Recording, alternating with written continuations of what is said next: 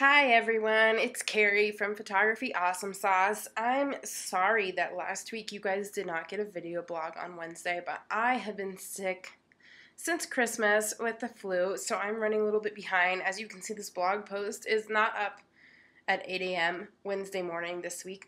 I've kind of waited until the evening to do it because I still wasn't feeling fully up to myself until I got to sleep in this morning and kind of give myself a rest today. But today's the first day I'm starting to feel normal again, which is great. So today I wanted to talk a little bit about going from part-time to full-time and kind of what that journey is like. Talk about some of the deciding factors to help you decide when you're ready to go full-time. This is a question I get from a lot of photographers, so there's some important parts to talk about with it, and we're just going to dive right in. I'm going to start talking about what it was like for me. It took me quite a while into my business before I decided to go full-time. I'm a pretty cautious person by nature, so I did not want to go full-time and risk not being able to pay my bills. Especially for me, because a lot of you guys know that I took out a business loan to start paying for my equipment when I started my business. So it was important to me that I didn't have a lot of outstanding debt before going full-time, and really being able to make sure that this was an income I could rely on. So it took me a couple years before I did it, and even then I'm still very nervous about it. I still get really cautious about it, and part of my motivation to keep going every day is like, I need to make sure that I can pay my mortgage. I need to make sure that we can buy groceries. My husband is not by any means some fancy executive or making a lot of money. He has been a student since I met him, working on master's and PhD and taking classes and teaching classes. So we've been paying for his education since I met him. So he often, although he works full-time and teaches, he does not have the kind of income that we could have relied on very well. When I did decide to go full-time, there was a lot of different things that I really had to think about. The first one was my husband's income. I really had to look at it and go, okay, is this something that we can rely on? What is this going to look like for the next 2 years? If for some reason my business did fail, what would happen? How would we pay for our bills? So there's a lot of if and then thinking. What you need to be thinking to yourself, if you go full-time, what is your backup plan? If you go full-time and things don't work out, what are you going to be able to do instead if that's money that you need to pay your bills? My husband and I rely on my photography income, so we needed to make sure for us that it was something that we had his income and we had my income, and that between the two we would be able to make it work out. The other deciding factor for me was scheduling. I really went slowly with my business, from working full-time and then running a full-time business to working a day job part-time and slowly restricting my hours until it got to a point where if I spent time working at my day job, I wasn't able to make the money as a photographer. And now being full-time, it's at the point where I know that making sure I have the time every day to put towards my business is what enables me to make the money to live. Scheduling is really tough. I can't relate to people who are parents because I'm not a parent at this point in my life. So I know that scheduling is a big deciding factor in making sure that a lot of you guys have childcare and that you have time to work. That's something you really need to consider when you go full-time, is how are you going to be able to balance that work and life. And for me, scheduling is something that's really important, and that's something I'm always striving to do better and better at, is making sure that I leave my work at my work when I'm done, and that when I'm spending time at home, I'm really dedicating that time to my husband and to my family and my friends, and making sure I have a good balance of both.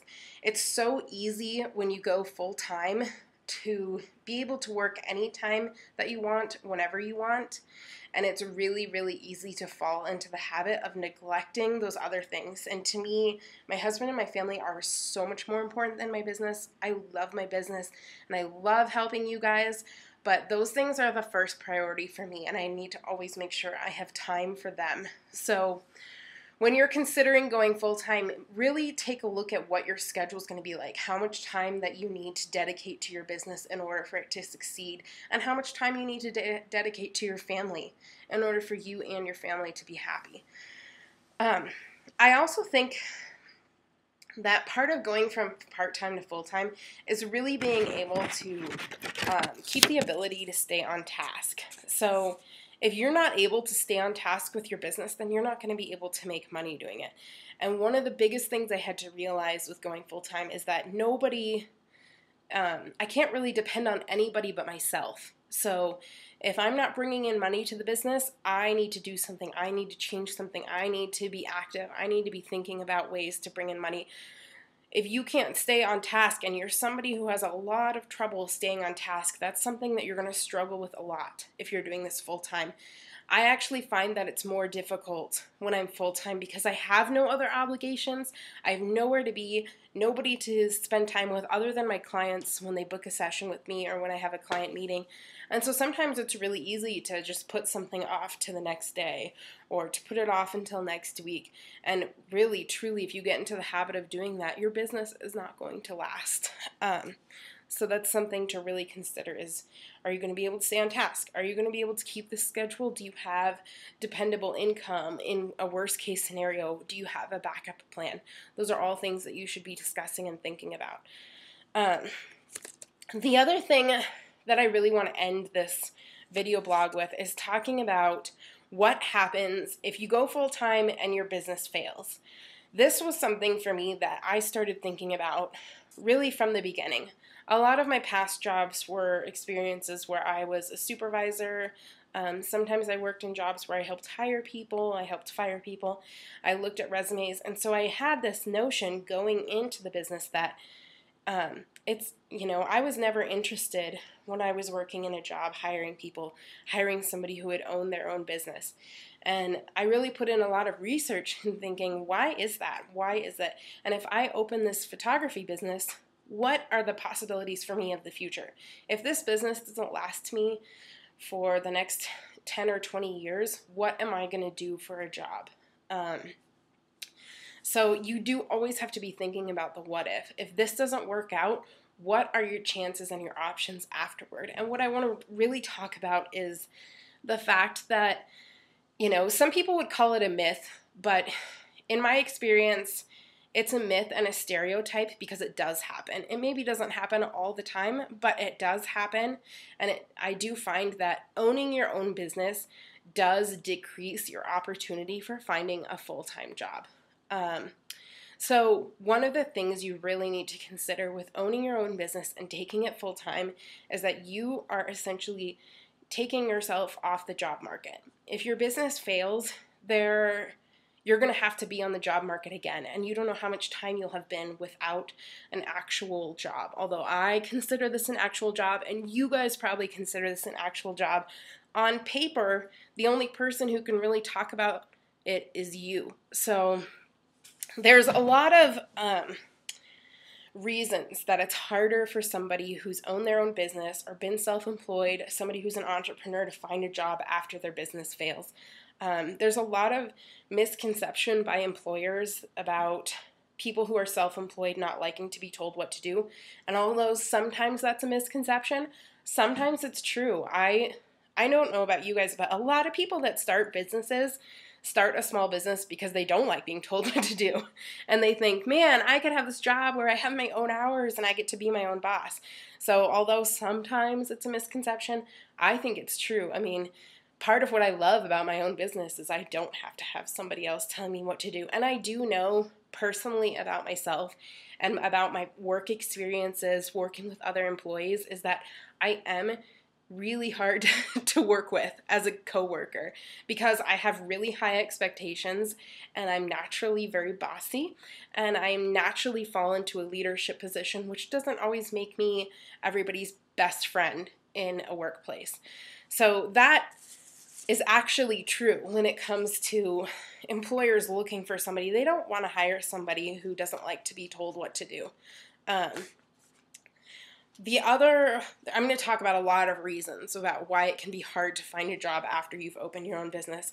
Like I said before, there's nobody to vouch for you. On paper, you might put on your resume that you owned your own business for a number of years, but really there's nobody there to reference you or talk about what you were like to work with during that period of time. So a lot of people, back to this taking orders, but a lot of employers expect that when these self-employed people come in, that they think you will not like to take orders, or you will not like to take orders, and that you really are just going to want to give them, which is why you're hard to work with. Which before is why I said I am hard to work with. It is ideal for me to be owning my business because I don't like other people bossing me around. I usually think to myself that I could do it better, or here's the things I would change that would make it work better, which is why I have a very entrepreneurial personality. A lot of business owners will expect, if you had your own business and they hire you, they'll expect you to be a leader. And so as photographers, sometimes we kind of fall into this, and not everybody who's a photographer is a natural leader. So sometimes there's an expectation that's really hard to meet if you find a job and your photography business fails, that they're going to expect you to be this leader, and they're going to expect you to boss some other employees around. And you might not actually be very good at that in that kind of situation. And another part that people really struggle with afterward, and one of the reasons a lot of small business owners might not get hired, is because interviewers will ask you what happened to your business. They'll want to know what happened. Why are you here seeking this job instead of owning your own business? And that can be a really tough question to answer. Saying why your business failed, it also speaks a lot to your personality. And there are a lot of people who do hire people who were formerly business owners. There's a lot of people also that don't. And what I have found overall is that there's no general statistic that says one thing or another, but I have found that it is harder to own your own business. I did go through a point where, when I was working my business full time, I was looking for a different part-time job that would fit better with my business, and I got turned down every single time because a lot of people didn't think that my small business, although it was part-time, would work with their part-time job. And a lot of people didn't want to hire me to work with other employees because obviously as an entrepreneur, I do have that natural leadership, that natural tendency that does make me more difficult to work with. So these are all things that I want you guys to think about. So many of you, like I said, have asked me questions about getting into your business full time, and what are the risks, and what are those things you need to think about, and what it's like. And I do think one of the most important things to think about is the what if, what happens afterward, and how are you going to prepare yourself for that. You need to always be thinking about what could possibly happen, what could possibly go wrong. And for me, the biggest motivating factor that keeps me running my business and keeps me always trying to think of things to change and things to do better is the fact that I know when my business ends, it'll be a lot harder for me to find a job than it would have been if I have spent all of these years working in some other job under somebody else. So just some things to keep in mind. I hope that this kind of helps some of you guys out if you're thinking about going full-time. And I will see you guys next week. There's some awesome classes coming up. We have a class about all those official parts of your business on Monday, about going official, contracts, all the different kind of aspects and registration things you might need. And we also have a photo critique session. The link is going to be below, on Saturday. So if you're interested in doing a little group critique with us, please join in. There's still some space left. And I will be seeing you guys next week. Thank you.